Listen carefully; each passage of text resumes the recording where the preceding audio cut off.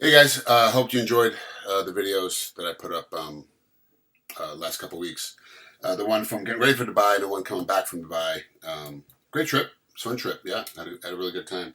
Uh, uh, uh, the Warriors, UAE Warriors promotion was done really well. I said that in the last video, but I just want to reiterate it. So, what have I been doing since COVID?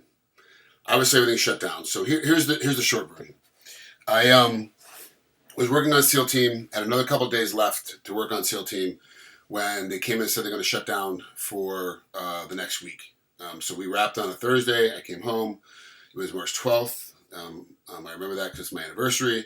I came home. I was expecting to work the next week. They said we're canceled. Come Saturday, the 14th, they canceled, and then we're shut down. We're back now. This is October 5th. We're back now.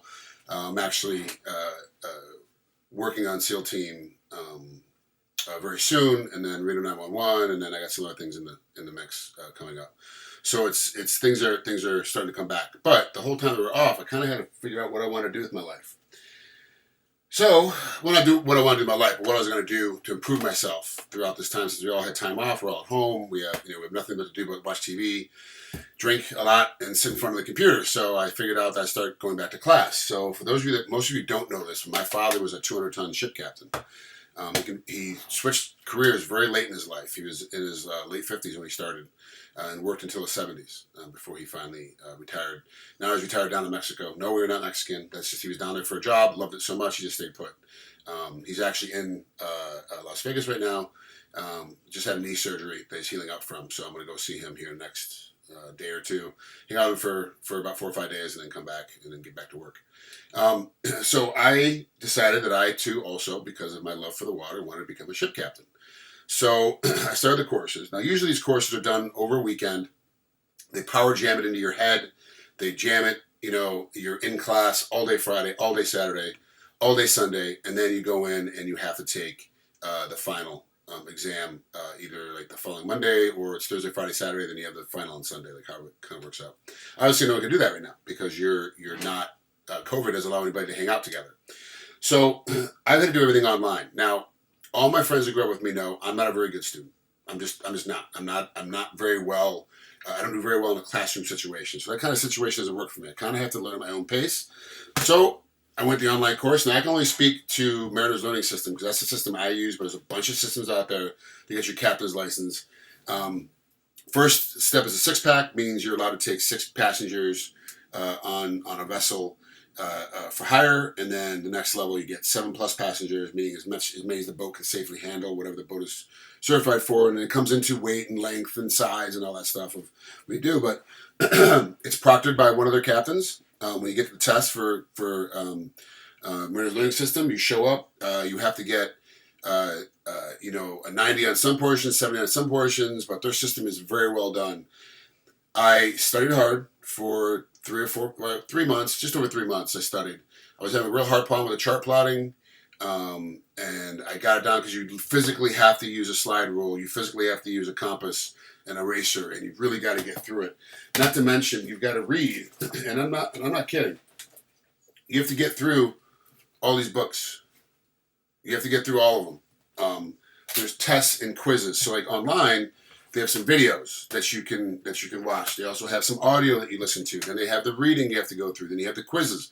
After every section, you have to get a 90 or higher to be able to move on to the next section. If you don't get a 90, you can't get to the final modulated test. So you can't take the final modulated test. You don't qualify for the final exam that you take when you go to the spot wherever it is. For me, it was Monrovia. So it was a little bit different, a little bit harder for me than what I thought it was going to be. Thank goodness my father came up here to get ready for his knee surgery. When I was struggling, he was able to sit down with me and teach me a little bit. I was able to find a lot of stuff on YouTube, a lot of stuff to get through as far as what was I going to be looking at, what was I going to do, how to apply some of my education from years of being on the water, but not really being taught what that actually means. And then I had to kind of remember, oh yeah, that shaped colored buoy in the channel always meant this. We always want to keep, right on this side or keep red on this side and green on this side and doing all that stuff. So it was like, it really taught me a lot, but I just wasn't taught as a kid. It wasn't like put in my head and ingrained like this is like a class. It was just something we did. We sailed, 3-4 times a week when the weather was good, in upstate New York or Western New York, excuse me. There's there's 6 months you can't be in the water. It's just too cold. There's just, ice everywhere, and it's bad weather and bad water. But we try to be on the water as much as possible, including races. So I had to like rethink and re-educate myself. Like, how do I do this? Very happy with the way the system is. As a matter of fact, I'm so happy that I have now started my 100-ton. It's a 25-ton, 50-ton, 100-ton license. It's all the same qualification. It is determined by what tonnage you get, determined by what size of vessel have you been on the water within the last 3 years. That's basically what it is. Like, how much have you been on the water? What size ship have you been on the water in the last 3 years? And you have to have a lot more than that. But that's just the basic gist of it. So I've just started my next system. I've got to take the next final early December. All the while getting back to set, working, got some acting gigs coming up that I've got to do. So all this is going on, but like I said, everything works from, iPhone, iPad. I'm talking to you right now on my Mac computer desktop at home.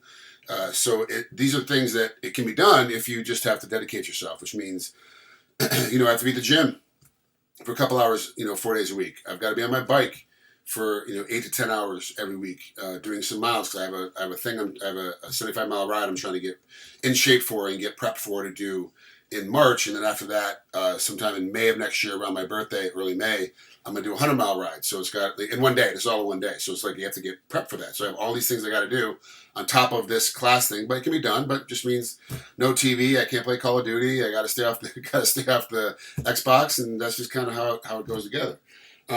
I did take, thanks to Holland Diaz, my buddy, stuntman. He actually told me to get the Insta360R camera. It's like a GoPro, but it's a next generation type of GoPro. Company out of Korea. Very well done. I took some sailing video. We went and sailed, practice racing. There's no races right now. We went and practiced, put up the spinnaker, took it down, crew of 4, one man short. For when you're on the spinnaker, you should probably have 5 on board. Stan was at the front on the foredeck, and then we had Poole and Rick, our captain and owner of the boat, was sitting behind us. And for part of the video, you'll see me at the helm, and then you see me swap up, and I go up to the foredeck, and I'm the lookout on the front.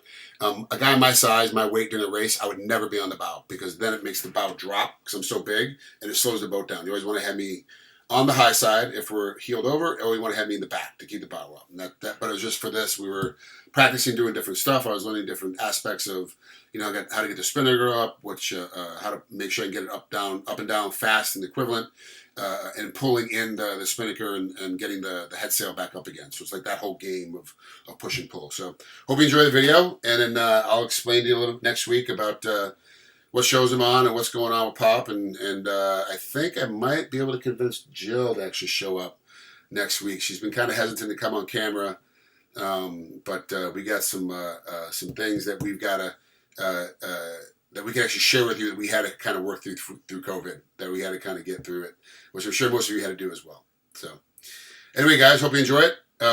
Have a great rest of your week, and we'll speak soon.